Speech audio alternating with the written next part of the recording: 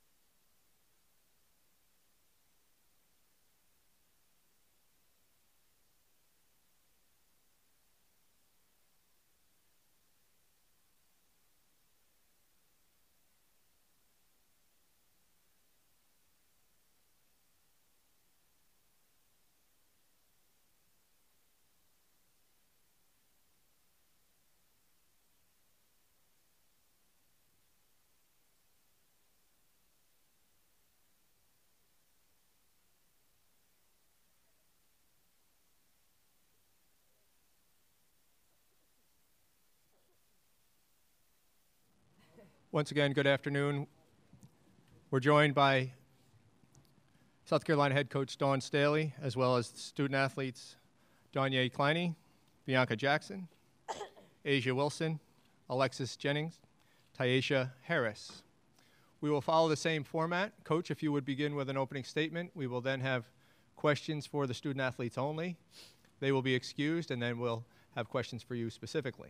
So if you don't mind.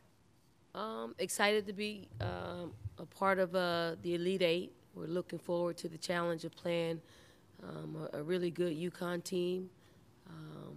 And I hope there are a lot of people in the stands to create an atmosphere like they did on Saturday morning. Thank you. If we have questions for the student athletes, over here on the left. Joe Cook, WLTX, Columbia, South Carolina. Asia, I just want to start with you. I read your piece in the Players Tribune that was released yesterday on your battle with dyslexia. Why do you feel it was the right time to release that? And I guess how important do you feel that piece is now? I just kind of felt like it was the right time to release it because just the period of my life, this is where my collegiate career slowly comes to an end. And I just felt deep down in my heart that it was okay for the world to know that what I was battling with. And what was the second part of your question? I'm so sorry. How important do you feel that piece is now for others to know and see that you? Oh man, it's lifted a lot of weight off my shoulders for people to understand, and I think it's a great feeling because it now shows people that I am still human. That I think people kind of tend to get caught up in the basketball Asia and not understand that there's a whole nother side that they've never really seen or met before. So I think it's a great feeling for people to now understand that it's real. It's real, such as mental illness, such as just a learning disability. It's real out here. And student athletes, some people don't have a clue what we go through. So to show that side of me and to have people kind of see a different look and understand that there's always a different side to a student athlete, I think it's something good. And I see the tweets of people saying they go through it as well. So it's also good to know that you're not alone in it. Over here to the right. Yeah, Mike Gillespie at ABC Columbia. This question's for Ty Harris and Asia Wilson. You know, it seems like even though you guys are the defending national champions, you know, all eyes are on Uconn and they're the favorites. Does that feel a little disrespectful to you? You go with that, Ty? You got that? I don't feel like it's disrespectful. I mean, I feel like we've been the underdogs, the target on our back this whole season, and my whole 4 years here, honestly. So it's really not a different feeling from any other game. We're just blessed to be here playing in the Elite Eight, and we're just going to stay within us. I think it's more about us than anything, and we make it about us. So it really doesn't matter what's really going on out in the outside world. It's just really what's going on in our circle. Ty, anything to add? Kind of what Asia said, I like being the underdog because I like proving people wrong. So, like, we just got to stay within us and just stay focused and locked in. Thank you. Up here, question to the right. David Cloninger, Post and Courier. Asia, Ty, and Danye. There weren't a lot of it last year, but there were some comments from around the nation that said, well, because you didn't beat Uconn last year, maybe the title didn't mean as much. When y'all heard that, what was your reaction to it? I mean, I don't know about the other two, but I just laughed. You can't take my banner away from me. You can't take my ring away from me. You can't take the journey that we took to get there. So I really didn't pay it any mind. Oh, sorry. He called two of the names. I laughed as well. I mean, everybody took the same path. Everybody had to fight through each game one by one. And we happened just to make it to the last game, and we still have the banner and ring to prove it. So, that's it. Over here on the left. Matt Dowell, Watch Fox out of Columbia. Asia, you pretty much accomplished everything, but the one thing you haven't done is beat Uconn. Is that a stat that you really look at? And B, how personal is tomorrow's game, and how much do you want to accomplish that? I don't really look at it. I don't think it's very personal. This is just another game. This is another game that I would like to win. It's nothing much more to it. I don't really look at the opponent in a different way. Just staying within my system. I'm lucky to be playing along with the side of these great girls and just enjoying my collegiate career. Question here to the right. Holly Rowe, ESPN. This is for Ty and Bianca. 26 turnovers in your game yesterday. That won't go well against Uconn. So what is the plan to change that? Mm-hmm. We have to just be conscious of where we're passing the ball and know where we're going to pass it before anything happens, and just be aware and not be lackadaisical while we're doing it. But if we do turn it over, we have to defend our turnovers and try to make it dead ball turnovers and not live ball. For me, just making sure passes, knowing where I'm going to go with the ball before I pick it up, and looking out through the whole court before I make a decision on where to put the ball. Question on the left. Chris Hanna, Delhi Campus. Asia, this is for you. How are you looking forward to your rematch with Gabby Williams in particular? She was guarding you most of the game last time out. I mean, it is what it is. It's a matchup, of course, but honestly, it's not something that I'm like, oh my God, can't wait. But at the same time, I'm not going to overlook Gabby. She's a great player. She's a great defender as well. She's very athletic. So I'm just going to take it in, do what I can, and trust my teammates. Right here to the right. TV. This is for Asia and Alexis. Uconn beat you by 25 back in February. How has this team improved so that won't happen again on Monday night? Asia, you want to start? Oh, me? Oh, how have we improved? I think we have a lot more contribution from everyone. I think a lot of people's confidence is really increased, and just the growth of this team has gotten a lot better since February. I think the SEC tournament really kind of showed that, and that's good, and we need that going in, especially being in this tournament, not necessarily playing against UConn, but just in this tournament as a whole. So I think we just grew as just our confidence. I think our young ones really have grown up in different ways mentally, and that's what you need. So I think the biggest thing is just our growth. Our growth is something that we've really grown. I agree with Asia, but also I feel like last game we didn't utilize our post presence, and I feel like coming off of a game like yesterday against Buffalo, I feel like we have good confidence now going forward, and I feel like we can use that. That can be another key in order to get the win.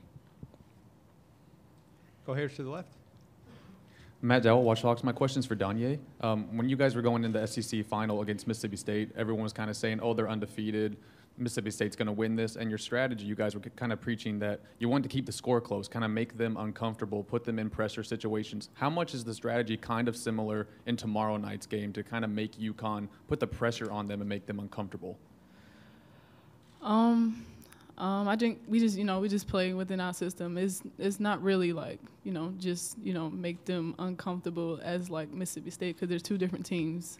So obviously, Gabby Williams is not that as tall as Tiara McCowan or, but she's more athletic. So like, we just have to be smarter and like, just, move Asia, maybe make her, come to the high post more, or just keep her in the paint, because obviously she has the height advantage. So we just, just be smarter. Question here to the right. David Cloninger, Post and Courier up. Bianca, when you came in, sometimes freshmen kind of got to wait their turn, but you were put right into the game and played a lot this year. Did you think that you would play as much as you have this year, and how do you think you've done? I came in with the mindset that I wanted to be able to play and put myself in a position to be able to play this year. We had some injuries that put me in the spotlight, having to come in starting as a freshman, but I think I did pretty well this season. I felt like I held my own and did what my team needed me to do. Question here to the left. Bianca, I had a question for you. Also, Vicki Fulkerson from the New London Day in Connecticut. What's it like to grow up with your parents both coaching, and do they give you a lot of advice, or do they kind of let you be, or how is that relationship? In my household, it was basketball all the time. Like, both of my parents coach and I play basketball, so was pretty much the topic of conversation all the time. And now, like, my mom used to coach me, like, during my high school games. She'd coach me all the time, but now that I'm in college, she kind of steps back sometimes, but the night before the game, she'll call me and be like, well, I want to talk to you about a couple things that I think you need to work on. So it's good. They're in my corner. They here for me when I'm feeling down or when I need to be picked up, and they're always here to support me, so it's good. Over here to the right. This question's for Asia and Alexis. 12 national championships between these two programs. Does it feel kind of like a national championship atmosphere? Does it feel like the premier women's college basketball matchup to you guys? Go ahead, Lex. No, you got it, my man. All right. I mean, yeah, you have the defending champs versus the ones that have been kind of keeping the trophy in their case for a while. So it definitely does feel like one of those games, and I think Albany has a great atmosphere. It's a lot of blue up here, but definitely it's women's basketball. Just to see just a packed house like this, I think it's really kind of showed how the growth of the game has changed, and that's something that we want. And if UConn and South Carolina big game matchup is what brings people together to watch the game, then hey, we're gonna do our best and stay within our system and play it. And Alexis? I pretty much agree with Asia. What that tweet say? Question to the left? Matt Dell, Watch Fox. My question's for Ty. Kind of going off what we're seeing right now. You guys are known for having a lot of fun off the court. You guys do all the dance and you joke around a lot. But when does the fun kind of stop, and when do the South Carolina game faces kind of come on during tournament time? This was for me, right? Okay. The fun probably stops once we. It doesn't really stop, but we hide it a little bit. But Coach J always tells us just to have fun and just enjoy the game, because you don't know when it's going to be your last, and any time can be just unpredictable. And like we try to lower it down once you step into the court, but as you can see, like right before we run out, we also dance, so it doesn't really stop. Asia Wilson. It's unpredictable. We can't really catch her beat, but Yeah, it's all good. Oh, sorry. it is off. They cut it off. One more question if we have it. Seeing none, we thank you, ladies, for being with us and wish you luck tomorrow.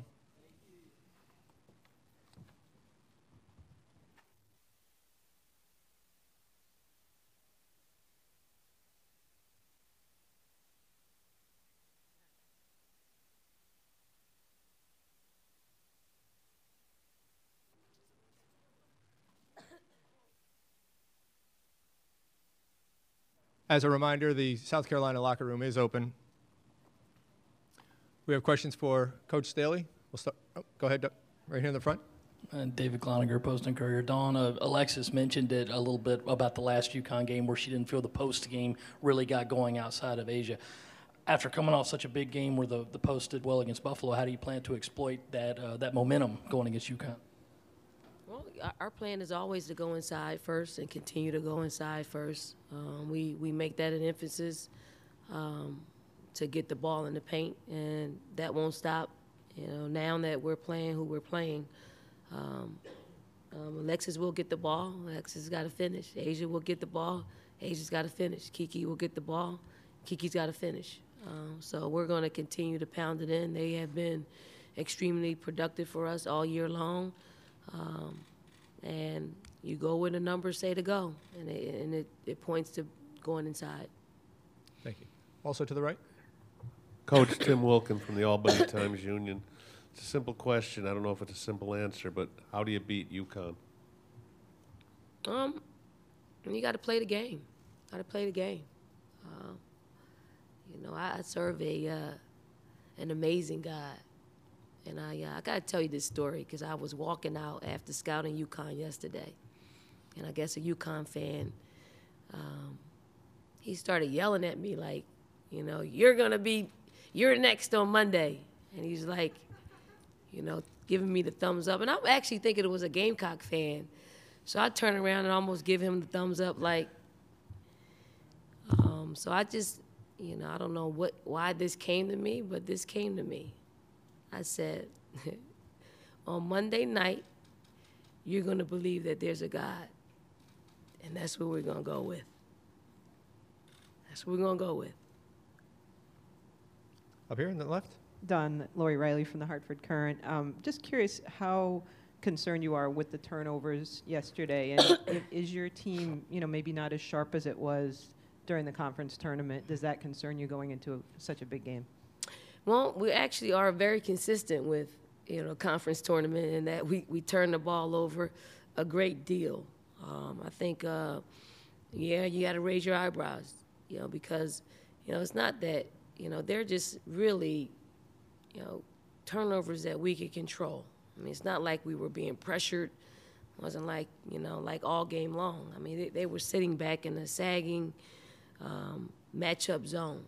And we just play too fast. I think we just need to slow down, keep our composure, and find the, you know, find the hands that the ball should go in. I think sometimes we get overzealous and we try to force things. We try to go a little bit quicker than, we want to go because we see, where there are lanes to exploit. So hopefully we'll slow down a little bit and take a better care of the ball. Because if we don't, we'll get ran out of the gym. Question here, Mel. Don Mel Greenberg, Philadelphia Inquirer. Through the years, on your side of the fence coming up as a player, then your long friendship with Tanya, more people than most, you've been able to see Gino through a prism. And then, of course, you worked with him in the Olympics, so then you got to deal up close and personal. Can you just kind of talk about your viewpoints over the years and what you saw and, that? You hear stories about Gino. Obviously I worked with him last summer. I also had a chance to work with him in the 2000 Olympic Games. And Tanya's worked for him, I think, for 16 years. So you hear about, all these stories about, how he has a great basketball mind, and, he definitely does. He has a, incredible mind for the game. I think it's great opportunities to learn from him. But at the same time, that's his style. You have to take, some of the good that you can implement with your team, but that's his style. That's not really my style, but it works for him, and I think he's done a great job with, just owning college women's basketball, and hopefully we can, cut us a slice Monday night. Over here on the left. Matt Dowell, Watch Fox. Don, in Asia's piece that she released yesterday, she talked about how you had her read scripture in front of the team, I believe. I just want to know, why did you feel like that was good for her to do that in front of her peers and her colleagues? And also, what was it like for you to read that piece? Yeah, I think with anything, I like to take my challenges head on. And I just try to lend that type of mentality to our players. I think Asia, in dealing with dyslexia, you always think that you're less than. You always think you're a little bit different than everybody else because you don't pick up on things as quickly, and your processes are a little bit different. And I wanted her to just face one of her challenges head on, and doing so and reading our scripture for, each and every game. And she got to the point where she made mistakes at times. And Asia will tell you, she laughs through a lot of, mistakes that she makes when it comes to dyslexia.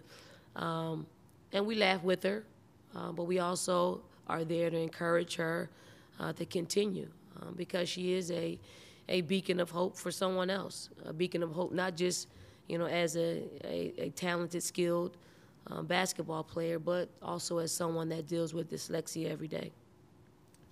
Question on the left. Yeah, Lori Riley again from the Current.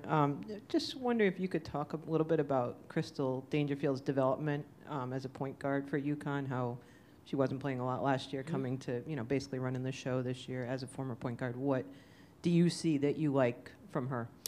What I see that I like is, she is under Gino's spell. And when you give yourself to your coach, you're going to look a lot better than what you think it should look like. So I think she is someone that is extremely talented, probably more talented than what you're seeing. But she's learning another side of how to play the game so she can have longevity in our sport once she becomes a professional basketball player. Over here to the left, John.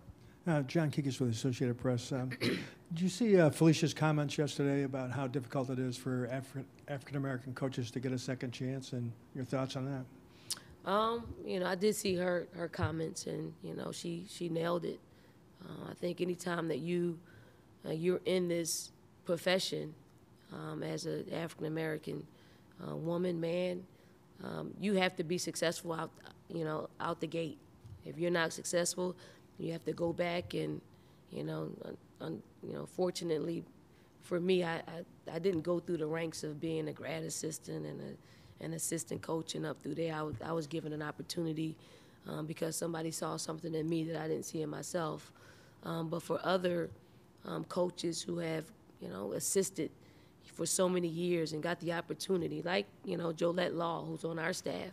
I mean, she was an assistant for, 12 to 15 years, and then she got an opportunity at Illinois. And it takes a while to get a program off the ground, especially a doormat program. And people want you to be great, from the start. And it takes a very long time. It takes patience. It takes, an AD that has that patience. When I got the job at South Carolina, the AD was Eric Hyman, and he was like, it's going to take you at least 3 years. And I didn't believe him, because I just feel like, if you work hard and you do things the right way, things are going to happen for you quickly. And he was very right, because he knew what was there. And I think when you take over a program, you got to know what's there. You, as black coaches, you got to know what you're going into, and you can't think you're, invincible to, having bad seasons. It has to be the right fit, and you have to have people in there who believe in you and have the patience enough to, give you an opportunity. And if you fail, because most coaches have failed. If you looked at, all the coaches, both black, white, and any other, ethnic group, they failed at some point, and they probably have gotten opportunities. Those things don't happen a lot for African American coaches, but Felicia, she is probably the poster child for that, and I'm glad that she was given an opportunity to right the wrong, because there's nothing worse than losing a challenge and not being able to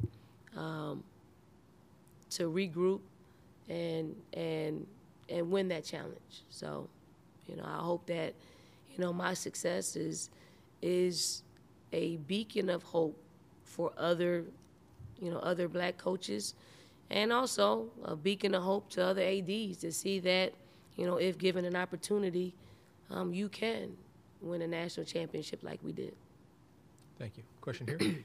Dawn, you mentioned not only this year when you played UConn, but the past years you played UConn, how crucial it is to keep them from going on a run, not score 8 or 10 points in a row. Have you mentioned that again to the team as they prepare for this one? Yeah, I mean, UConn makes you pay a lot of different ways. If you turn the ball over, they're going to make you pay. If you miss a shot and it comes off the rim, they're going to rebound and push it and make you pay.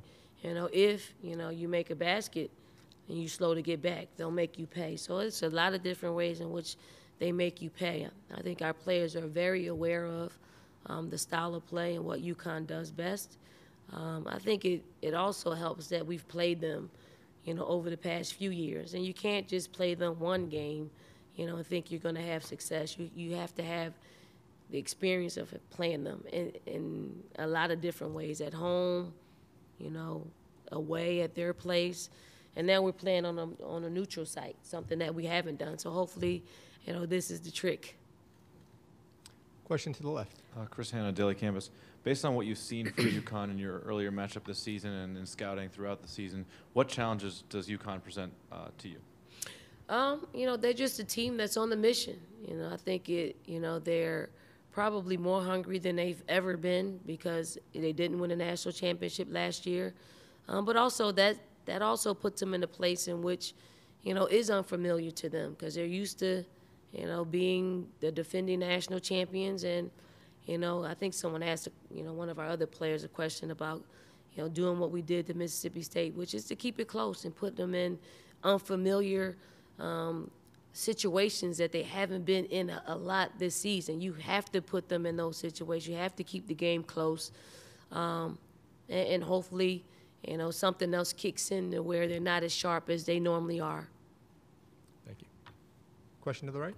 Coach, it seemed like yesterday you were running with some combination of 3 forwards on the floor a lot, and Lily was talking about being more comfortable as a ball handler and a guard and being on the perimeter like that. So I guess just kind of how much, especially given how size is one of the areas where you have an advantage over UConn, how much are we going to see that tomorrow? Well, we've been playing the big lineup for ever since the SEC tournament.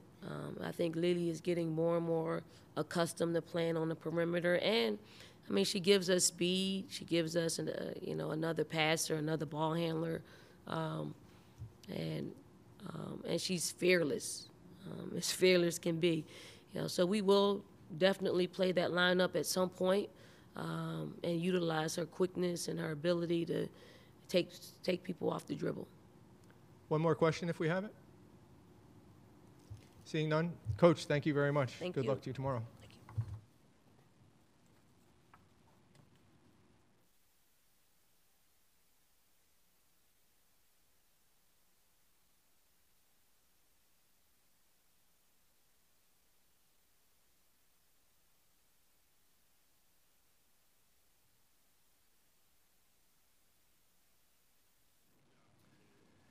And as a reminder, as we finish up with Coach Staley, she is unavailable following the press conference as she has NCAA media obligations. Thank you.